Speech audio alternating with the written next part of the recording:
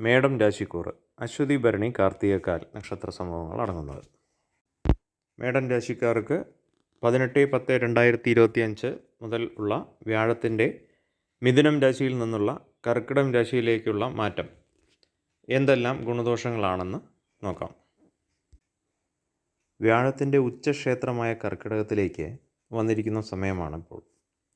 ഈ കാരണത്താൽ വലിയ പല കാര്യങ്ങളും നടക്കാനുള്ള സാഹചര്യമുണ്ട്. ഗുണങ്ങളായാലും ശരി, ദോഷങ്ങളായാലും ശരി, അത് ബൃഹത്തായിട്ടാണ് ഉണ്ടാവുക. സാധാരണ ഉണ്ടാകുന്ന ജാതകത്തിലെ വ്യാഴത്തിൻ്റെ അവസ്ഥയ്ക്കനുസരിച്ച് വ്യാഴം ചിലവർക്ക് ദോഷപരമായിട്ടുള്ള കാര്യങ്ങളാണെങ്കിൽ കർക്കിടകം രാശിയിലെത്തുന്ന ഉച്ചക്ഷേത്രത്തിലെത്തുന്ന സമയത്ത് അത് ചിലവർക്ക് വളരെ ഗുണാനുഭവങ്ങൾ കൊടുക്കുകയും ചിലവർക്ക് വളരെ ദോഷം കൊടുക്കുകയും ചെയ്യാം. എന്നാൽ ഇവിടെ ഒരു ശനിയുടെ അവസ്ഥ 12ാം രാശിയായ മീനത്തിലേക്കാണ് വന്നിരിക്കുന്നത്. അപ്പോൾ മേടം രാശിക്കാർക്ക് 9ാം ഭാവാധിപനായിട്ടുള്ള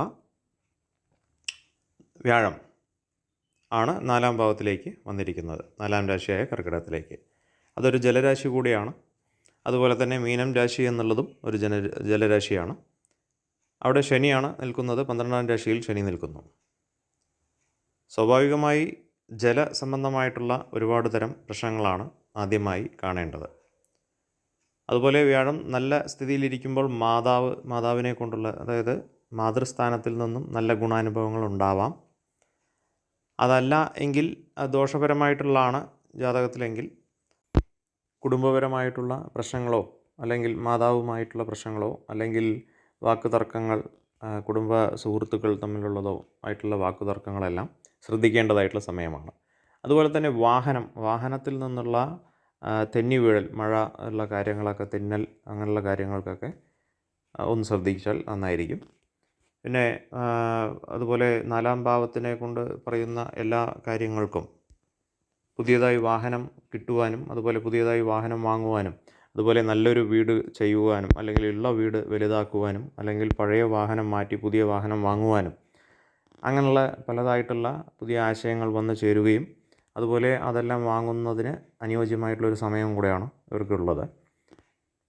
എന്നിരുന്നാലും ഈ ബന്ധുജനങ്ങളെ കൊണ്ടുള്ള മർമറിങ് അല്ലെങ്കിൽ ക്ലേശം അനുഭവിക്കാനുള്ള ഒരു ചെറിയതായിട്ടുള്ള മനസുഖം കുറയാനുള്ളതായിട്ടുള്ള ചാൻസും ഉണ്ട്, ഇടയും ഉണ്ട്.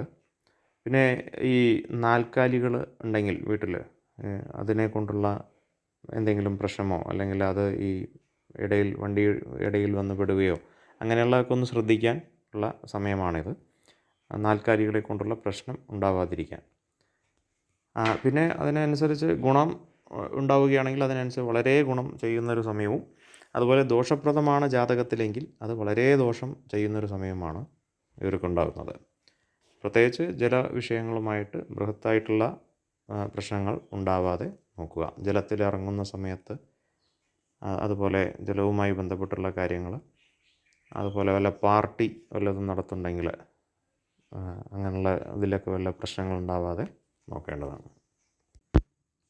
ഇവർക്ക് ഇതിനു മുമ്പുള്ള അവസ്ഥ എന്ന് പറയുന്നത് ഒരുപാട് പ്രശ്നങ്ങൾ കാരണം മുറവിളി കൂട്ടി നടക്കുന്ന ഒരവസ്ഥ, 3ൽ നിൽക്കുന്ന ഒരവസ്ഥ ഉണ്ടായിരുന്നു വ്യാഴത്തിൻ്റെ.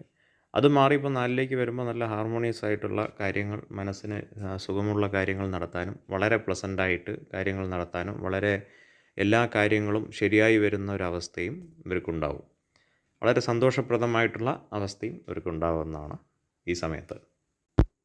അതുപോലെ ഇവർ വളരെ കർമ്മോത്സുകരായിട്ടുള്ള ഒരു വ്യക്തികളാണെങ്കിൽ അവർക്ക് ഇത്രകാലം ഉണ്ടായിരുന്ന ഒരു അനുഭവത്തിൽ നിന്നും ഇപ്പോൾ ഉണ്ടാകുന്ന ഒരു സാഹചര്യം ചിലപ്പോൾ ഒരു മനോവിഷമം ഉണ്ടാക്കാനുള്ള സാഹചര്യങ്ങളെല്ലാം ഉണ്ടാവും.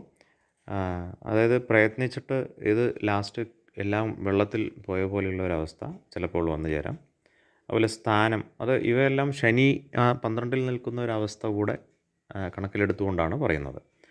അതുപോലെ സ്ഥാനം, മാനം അതുപോലെയുള്ള കാര്യങ്ങളെല്ലാം ഇപ്പോൾ നിങ്ങൾക്ക് കിട്ടേണ്ടതായിട്ടിരിക്കുന്ന ഒരവസ്ഥയുണ്ടെങ്കിൽ അത് ചിലപ്പോൾ നഷ്ടപ്പെടാനുള്ള ഒരവസ്ഥ കൂടെ ഉണ്ട്. അതുപോലെ നിങ്ങൾക്കുണ്ടാകുന്ന ഇത്ര കാലം ഉണ്ടാകുന്ന ഓജസ്, തേജസ് കാര്യങ്ങളെല്ലാം ഒരു പ്രഭ മങ്ങിയിട്ടുള്ളൊരവസ്ഥയും, യശസ്വിയായിട്ടിരിക്കുന്ന വ്യക്തികൾക്ക് അതുപോലെ വളരെ അഭിമാനിയായിട്ടുള്ള വ്യക്തികൾക്ക് ഇത്തിരി അഭിമാനക്കുറവ് ഏൽക്കാനുള്ള സാഹചര്യങ്ങളും ഉണ്ടാവാനുള്ള സാധ്യതകളുണ്ട്. ഇത്രയും കാര്യങ്ങളെല്ലാം ശ്രദ്ധിക്കുകയാണെങ്കിൽ വളരെ നല്ല രീതിയിൽ ഗുണാനുഭവങ്ങൾ നേടിയെടുക്കാൻ കഴിയുന്നതാണ്. ശുഭം.